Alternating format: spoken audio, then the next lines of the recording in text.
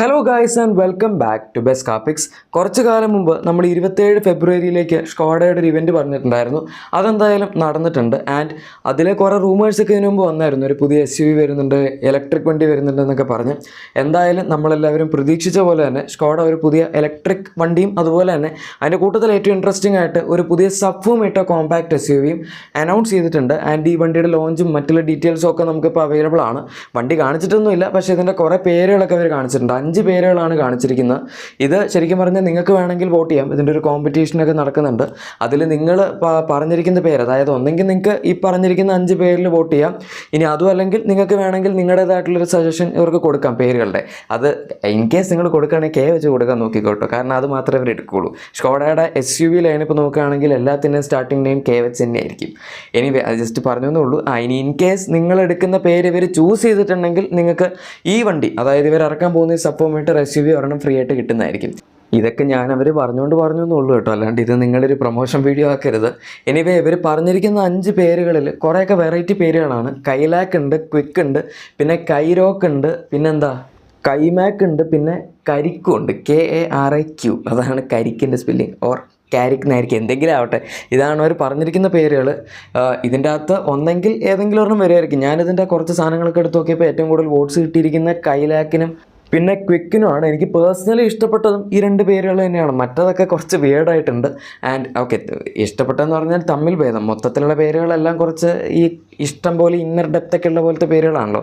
അതൊക്കെ നിങ്ങൾ ഇവരുടെ ഒഫീഷ്യൽ വീഡിയോ ഉണ്ടാൽ മനസ്സിലാവും. ഓരോന്നിനും ഓരോരോ ഇൻഡെപ്ത് സാധനങ്ങളൊക്കെ ഉണ്ട്. അതിൻ്റെ ഓരോ പേര് വെച്ചിട്ടുള്ള വീഡിയോ അവർ ഇട്ടിട്ടുണ്ട്. ഇനി നമുക്ക് വണ്ടിയിലേക്ക് വരാം. സോ വണ്ടിയെ പറ്റി പറയുകയാണെങ്കിൽ സബ്വൂം കോമ്പാക്ട് SUV എന്ന് പറയുമ്പം ഇത് നമ്മുടെ സെയിം കുഷാക്കിൻ്റെയും ടൈഗൂൺ, പിന്നെ വെർട്ടസ്, സ്ലാവിയ തുടങ്ങിയ വണ്ടികളുടെ MQB A0iN പ്ലാറ്റ്ഫോമിൽ തന്നെ ബേസ് ചെയ്ത് വരാൻ പോകുന്ന ഒരു വണ്ടിയായിരിക്കും. ആൻഡ് ഇതിൻ്റെ കുറച്ച് കോൺസെപ്റ്റ് ഇമേജസ് ഒക്കെ അവർ കാണിച്ചിട്ടുണ്ട്. കുറച്ച് എന്ന് പറയാൻ പറ്റില്ല, കാരണം ആകെ ഒരെണ്ണേ കാണിച്ചിട്ടുള്ളൂ. ഈ ജസ്റ്റ് ഫ്രണ്ട് പ്രൊഫൈൽ ഇപ്പോൾ കാണാൻ പറ്റുന്ന ചെറിയൊരു പോർഷൻ മാത്രം. ഇത് കണ്ടിട്ട് എനിക്ക് ഇതിന് ഡിസൈൻ സ്കെച്ച് പോലെയാണ് തോന്നിയത്. കുറച്ച് കാലം കഴിയുമ്പം അവരിത് പുറത്ത് വിടും. അതിപ്പം പൊതുവെ ഉള്ളൊരു പരിപാടിയാണല്ലോ. ഇവരൊക്കെ ഈ 2 കമ്പനികൾ സ്കോഡയും ഫോക്സ് വണ്ടികൾ ഇറക്കുന്നതിന് മുമ്പായിട്ട് ആദ്യം ഇതുപോലത്തെ ഒരു വർഷം മുമ്പ് ഒരു പേര് അനൗൺസ് ചെയ്യുന്ന ചടങ്ങ് നടത്തും. അത് കഴിഞ്ഞ് പിന്നെ അവർ വണ്ടിയുടെ ഡിസൈൻ സ്കെച്ച് പുറത്തു വിടുന്ന ചടങ്ങ് നടത്തും. പിന്നെ കവേർഡ് ഡ്രൈവ് പോലത്തെ സംഭവം നടത്തും. അത് കഴിഞ്ഞ് വണ്ടി അൺവെയിൽ ചെയ്യും. അത് കഴിഞ്ഞ് വേറെ എന്തെങ്കിലും ഒരു പരിപാടി വയ്ക്കും. അത് കഴിഞ്ഞ് പിന്നെ ഡ്രൈവ് ഇവൻറ്റ്, അത് കഴിഞ്ഞ് പിന്നെ വണ്ടി ലോഞ്ച്. അങ്ങനെ ഭയങ്കര ഒരു നീണ്ട പരിപാടിയാണ് അവർ ശരിക്കും ചെയ്യാറ്. അത് തന്നെയായിരിക്കും ഇവിടെയും. കാരണം ആ ഒരു സെയിം പാറ്റേൺ ആണ് ഫോളോ ചെയ്യുന്നത്. ഇപ്പോൾ പേര് അനൗൺസ്മെൻറ്റ് നടന്നിട്ടുണ്ട്, വണ്ടി അനൗൺസ്മെൻറ്റ് നടന്നിട്ടുണ്ട്. ഇവർ കാണിച്ചിരിക്കുന്ന ഇമേജ് വെച്ച് നോക്കുകയാണെങ്കിൽ സാധാരണഗതിയിൽ സ്കോഡ പിടിക്കാത്തൊരു സംഭവമാണ് സ്പ്ലിറ്റ് ഹെഡ് ലാംപ്സ് വെച്ചിട്ടുള്ള ഒരു ഡിസൈൻ വരുന്നത്. പക്ഷേ ഇവിടെ എന്തായാലും ആ ഒരു തീമാണ് എനിക്ക് കണ്ടിട്ട് തോന്നിയത്. കാരണം ടോപ്പ് പോർഷനിൽ നമുക്ക് DRLs വരുന്നു. അതിൻ്റെ കൂടെ സ്കോഡയുടെ ആ ഒരു ടിപ്പിക്കൽ ഗ്രില്ലിൻ്റെ ഡിസൈൻ കൊടുത്തിട്ടുണ്ട്, ഈ ബട്ടർഫ്ലൈ പാറ്റേണിലൊക്കെ വരുന്ന പോലെ. പക്ഷേ അതിൻ്റെ താഴത്തായിട്ടാണ് മെയിൻ ഹെഡ് ലാംപ്സ് വരുന്ന പോലെ എനിക്ക് തോന്നിയത്.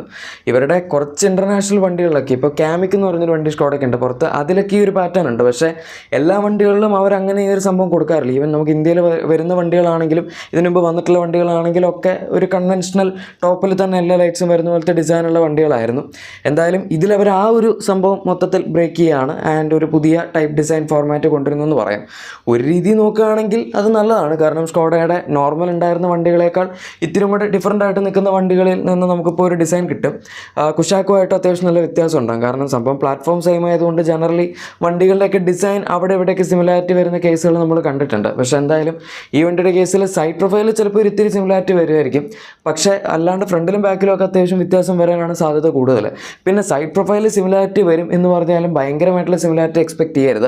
കാരണം ഈ വണ്ടിയുടെ വീൽ ബേസ് അവർ കുറയ്ക്കും. ഇപ്പോൾ നമുക്ക് കുഷാക്കിലും അതുപോലെ ടൈഗൂണിലും ഒക്കെ 2650 മില്ലിമീറ്റേഴ്സിൻ്റെ അടുത്ത് വീൽ ബേസ് അവൈലബിൾ ആണ്. പക്ഷേ ഈ വണ്ടിയിലേക്ക് വരുമ്പോഴേക്കും അവർ 2600 താഴെ വീൽ ബേസ് കൊണ്ടുവരാനാണ് സാധ്യത. കാരണം പൊതുവെയുള്ള CSUVസിനൊക്കെ, അതായത് സബ്വൂം വണ്ടികൾക്ക് താഴെ 2600 മില്ലിമീറ്റേഴ്സിന് താഴെ വീൽ ബേസ് വരാറുള്ളൂ. അതുകൊണ്ട് സൈഡ് പ്രൊഫൈലിൽ വരുന്ന പ്ലാറ്റ്ഫോമിലുള്ള സിമിലാരിറ്റി ഇവർ മിക്കവാറും കുറേയൊക്കെ ഇല്ലാണ്ടാക്കും.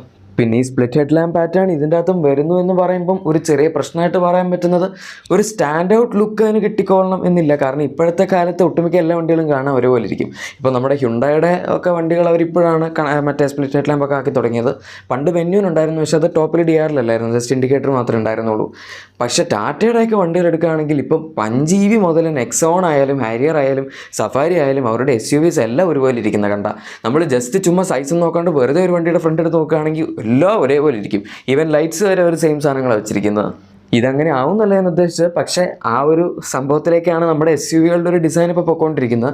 ഒരു പക്ഷേ പുതിയ ട്രെൻഡായിരിക്കും. എനിവേ അതെന്തായാലും ആവട്ടെ. ഇതിൻ്റെ അകത്ത് പിന്നെ കണക്റ്റഡ് DRLസിൻ്റെ പരിപാടിയൊന്നും ഭാഗ്യത്തിന് കൊടുത്തിട്ടില്ല. അതൊക്കെ ഇവർ സ്പ്ലിറ്റാക്കി തന്നെയാണ് വെച്ചിരിക്കുന്നത്. ഇനി നമുക്ക് ഇതിൻ്റെ എഞ്ചിൻ ഓപ്ഷൻസിലേക്ക് വരാം. സോ ബേസിക്കലി നമുക്കറിയാം ടൈഗൂൺ അതുപോലെ പോട്ടെ ഫോക്സ്വാഗൻ ഗ്രൂപ്പിന് ഇന്ത്യയിലുള്ള 4 വണ്ടികൾ, ഇതിലെല്ലാത്തിനും കൂടെ ആയിട്ട് അവർ 2 എഞ്ചിൻ ഓപ്ഷൻസ് ആണ് കൊടുക്കുന്നത്.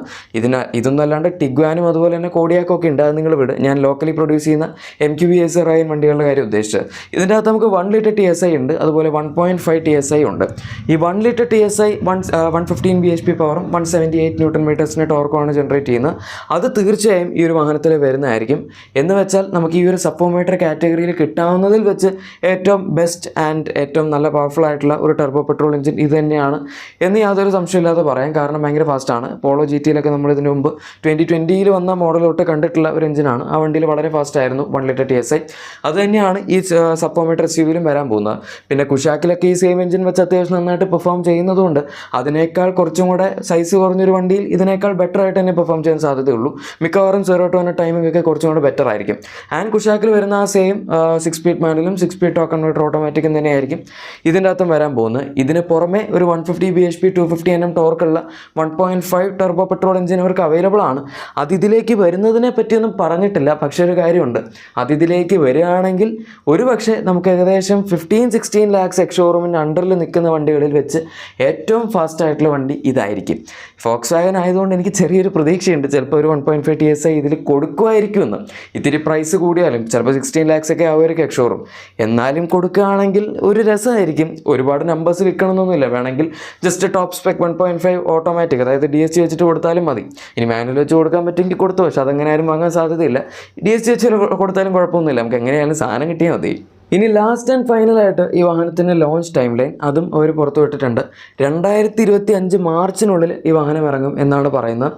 അത്യാവശ്യം സമയമുണ്ട്, 1 വർഷത്തിനടുത്ത് ഇനിയും ഈ വണ്ടി ഇറങ്ങാനുണ്ട്. അതാണ് ഞാൻ പറഞ്ഞത്, ഇവർ വളരെ ഏർലി സ്റ്റേജിലാണ് ഈ പേരും സാധനങ്ങളും വണ്ടി അനൗൺസ് ചെയ്യുന്ന പരിപാടിയൊക്കെ ചെയ്തത്. സാധാരണ കമ്പനികളൊക്കെ 2-3 മാസം മുമ്പൊക്കെ ചെയ്യാറുള്ളൂ.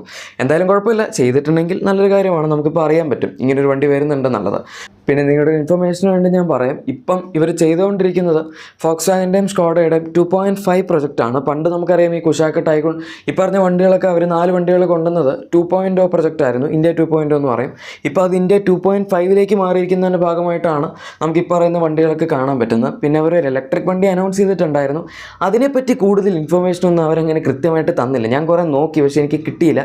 മിക്കവാറും ENIAC iV തന്നെ ആയിരിക്കും അവർ ഉദ്ദേശിച്ചത്. കാരണം അത് ഈ വർഷത്തേക്ക് അവരുടെ ബക്കറ്റ് ലിസ്റ്റിൽ ഉള്ളൊരു വാഹനമാണ്. ആൻഡ് അത് ഒഫീഷ്യലി അനൗൺസ് ചെയ്തിട്ടില്ലെങ്കിലും ഇഷ്ടംപോലെ ടെസ്റ്റിങ്ങിലൊക്കെ നമ്മളിവിടെ കണ്ടിട്ടുള്ളതാണ് ആ വണ്ടി. പിന്നെ ഫ്യൂച്ചറിൽ നമുക്ക് തീർച്ചയായും ഇവിടെ ഫോക്സ്വാഗൻ്റെയും സ്കോഡയുടെയും ലോക്കലായിട്ട് മാനുഫാക്ചർ ചെയ്തിരിക്കുന്ന ഇലക്ട്രിക് വണ്ടികളും കാണാൻ പറ്റും. അത് അവർ ഒഫീഷ്യലി അനൗൺസ് ചെയ്തിട്ടുണ്ട്. ഒരു പുതിയ 2 SUVs, അതായത് ഒരു ബ്രാൻഡിന് 2 SUVs വെച്ച് ടോട്ടൽ 4 SUVs ആണ് അവർ ഇലക്ട്രിക് വണ്ടികളും കൊണ്ടുവരാൻ പോകുന്നത്. അതിനിവിടെ ഒരു ലോക്കൽ പാർട്ട്ണറിനൊക്കെ അവർ നോക്കുന്നുണ്ട്. എന്തായാലും അതവിടെ നടക്കട്ടെ. അവരേതെങ്കിലും പാർട്ട്നേഴ്സിനെ കണ്ടുപിടിച്ച് കഴിഞ്ഞാൽ ഞാൻ പറയാം. ഗൈസ്, അപ്പോൾ ഇതാണ് പുതിയ സ്കോഡയുടെ ഇൻഫർമേഷൻ. വീഡിയോ ഇഷ്ടപ്പെട്ടെങ്കിൽ ലൈക്കും സബ്സ്ക്രൈബും ഷെയറും ഒക്കെ ചെയ്തേക്കാം. നമുക്ക് മറ്റൊരു വീഡിയോയിൽ കാണാം. Thank you for watching my video and good bye.